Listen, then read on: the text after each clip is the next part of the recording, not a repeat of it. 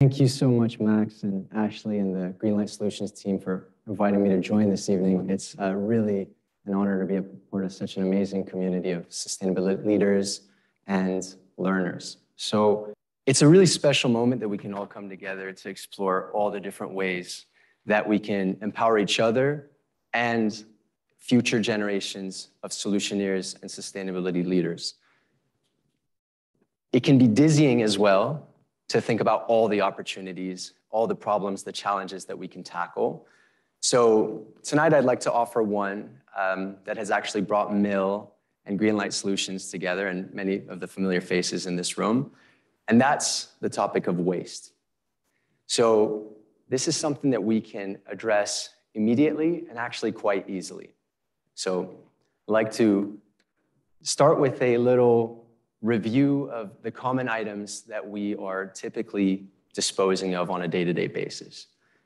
Each of these are actually resources. So we all know that the aluminum can go into making new aluminum cans. The apple core can be composted to help grow more apples. And the plastic bottle can go to be recycled to be new plastic bottle. So where does the waste come in? Well, the waste actually happens when these materials mix, and it becomes too costly for us to separate them to ensure that they can go off to become the resources that we can reuse and over and over again.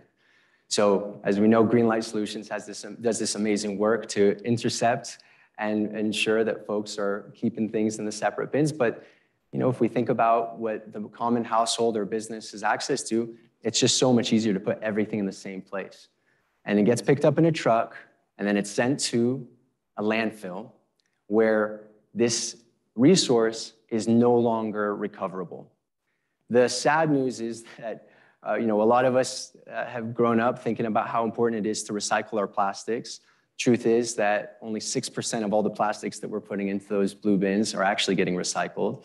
And similarly, only 6% of all residential food waste is actually being composted.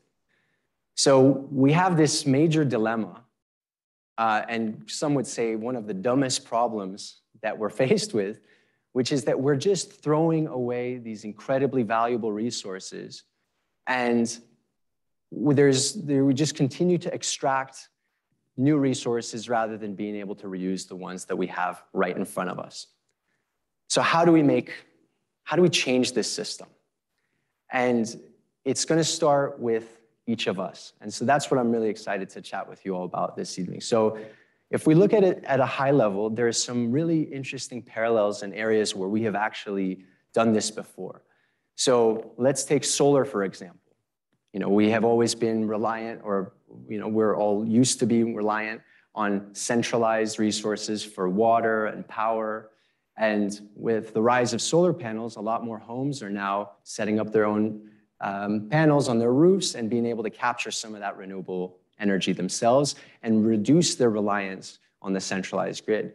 How might we start to consider that the food waste or any of the waste that we're generating in our households is actually a resource that we can capture and be able to use ourselves as well?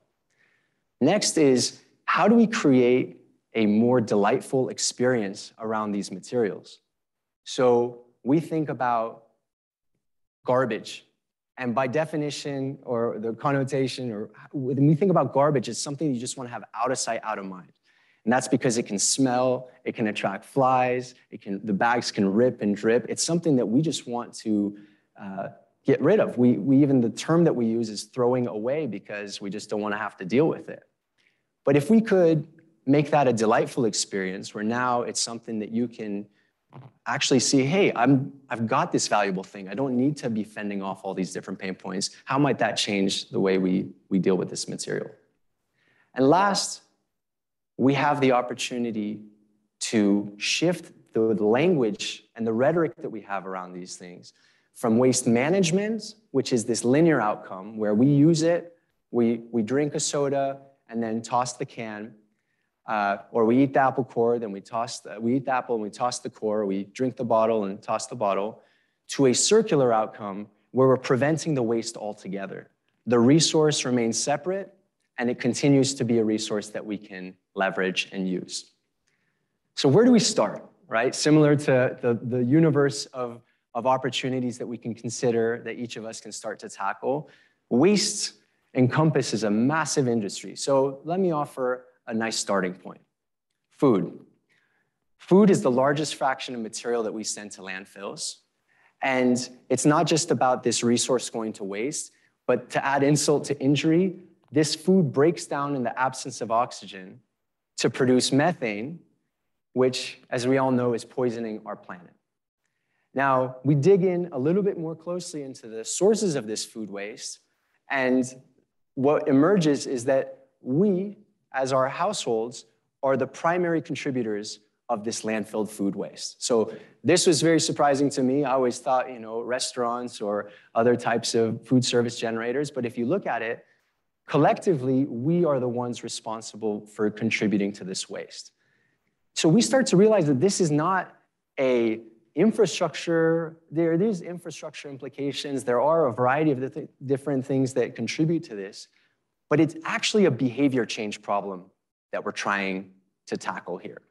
And so for this to work, we need to address behavior. What is behavior? How do we think about this, right? So it's what we do every day without having to really think about it. And so I jumped right into sharing about what this problem and this opportunity we can tackle is. But to share with you a little bit about my background, I used to work for a company called Nest, which you'll see. And it was actually my first job out of college. And for those of you students in the room, I ended up at Nest because one of my friends from college, we were booking bands together on campus. He started working there. I was like, hey, Shai, you should come along. I didn't know anything about thermostats. I didn't know anything about I'd studied environmental science in school, but I hadn't really considered that my work would lead me into the home energy space. So what we learned there is we took an unloved product, the thermostat, and realized, like, my gosh, this thing is accountable for 50% of our home's energy use, our heating and cooling. So if we can make it a little bit more convenient for people to manage that, then just maybe we can actually help make a dent in their energy consumption as well. We ended up saving hundreds of billions of kilowatt hours. And fast forward to 4 years ago, my same friend who told me about Nest reaches out to me and says, hey, Shai, I want to start a new company. And I'm really curious about how we can tackle food waste. So for reference, I know Max mentioned this, I was in London, I was working in music, I had no plans of moving back to the States, and I got this friend of mine who it was always a matter of when, not if, that we would be working together. So he said, hey, do you want to come and get into composting and food waste with me? I said, well, I don't know, man. It's kind of a different world. I don't know anything about it, similar to how I didn't really know much about the home energy use space. But I said, you know what? You're pulling together a team that I'm really inspired by. And the more and more we dug into this problem together, the more we just said, hey, this seems there's a lot of parallels with what we learned at Nest to what we can do here in the food waste space. So we got together a group of some of our favorite and the people that we had worked with, some of the people we most deeply respected to become our advisors. And truly, I mean, I'm looking around the faces here in the room. I've learned so much even from being here, from the folks who've been in this industry and working towards these issues for many more years than I've even been aware of this. So we ended up building this thing. So what is this thing? It's a new kind of kitchen appliance. At first glance, I know there is the Scandinavian chic and whatnot, but the goal was to actually capture the imagination that the way we manage kitchen scraps in our home does not have to be something that we have always associated with a real back to basics activity that may not be for everybody. So for those of you that compost at home, kudos to you. We're reverent of the work that you're doing. We designed this and plan to design many more iterations of these type of appliances because we believe that we need to get everybody to participate in keeping food out of the trash. So what does this thing do, right? We're calling it a food recycler. It's automated, it's odorless. To put it very simply, it's a floor-standing dehydrator. And what that does is you put your scraps in, it heats them up to about 212 degrees Fahrenheit overnight, grinds them with these augers, and you turn your wet scraps into dry grounds. And what happens in the process is the moisture that's evaporated passes through a charcoal filter that's in the back of the bin and results in just water vapor coming out of the device and you being left with this really dry, compact material that is not compost. It's just food minus the water. We've repackaged it so we could take all the bits of it that have made people reluctant to handle it or made it more convenient to just throw it away and get it out of sight, out of mind, into something that sparks curiosity. Like, wait a second, I've got a resource on my hands, and maybe I can now contemplate some new uses for it beyond just getting rid of it. And we did a lot of research, similar to how we started Nest. We started by just studying what's the universe of different solutions that are out there today, and where are they coming short. And the number one thing, this may be subjective, but the number one thing that's blocking the people who are not doing this is the smell. So we put a lot into making sure that the way that the air is flowing through the device is getting rid of all the smells, and you've got a charcoal filter that you only have to replace about once a year. It's got a couple million square meters of surface area to catch all the odor. So why all this attention to these details, right? Because the core mission of our business is to outsmart waste, and we believe we can do that by driving behavior change. And what's gated that behavior has been things like smell and even just awareness.